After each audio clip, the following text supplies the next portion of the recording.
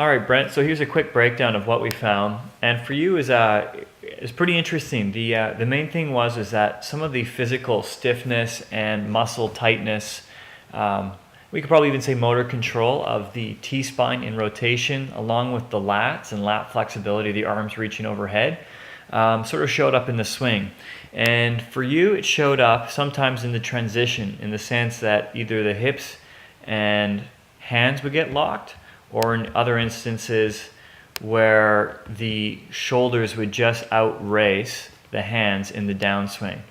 But we know you're quite a good golfer because your peak speeds at relative to one another, when do the hips, shoulders, and hands peak, is almost always in the right sequence with a good amount of spacing between the two. So again, we've got the same right order, the peak speed sequence.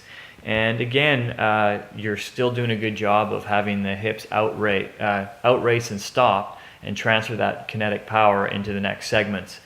So those numbers look pretty good. If we were to look specifically to how some programming and building in some corrective exercise is going to help, right around here in both of the swings is where we start to see the hands and shoulders getting glued together.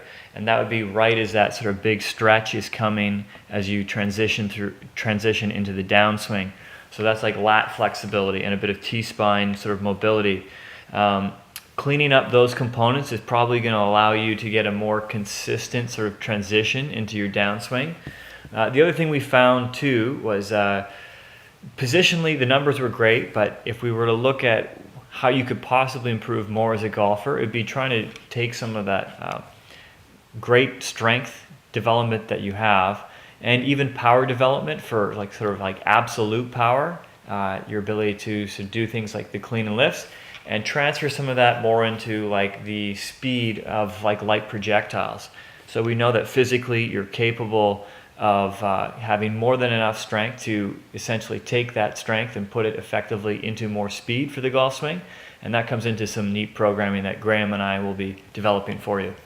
Hope that helps.